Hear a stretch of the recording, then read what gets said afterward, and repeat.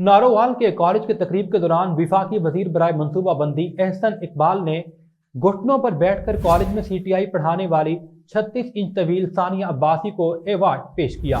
विफाकी वजीर की जानिब से सानिया अब्बास की हिम्मत, अज़्म और तालीम का शानदार एतराफ़। विफाकी वजीर बराए मनसूबा बंदी, तरक्की और खुसूसी इक़दामात एहसन इकबाल ने कॉलेज की तकरीब में नहायत जज्बाती लम्हे के दौरान नारोवाल कॉलेज बराए ख़वातीन की बाहिम्मत उस्ताद सानिया अब्बासी को बेहतरीन उस्ताद का एवार्ड पेश किया।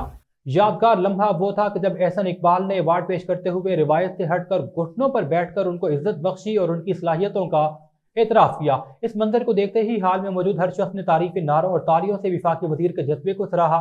कॉलेज की लेक्चरर सानिया अब्बास के जज्बे और कॉलेज में उनकी बेहतरीन खिदमात पर दादे तहसीन से नवाजा गया।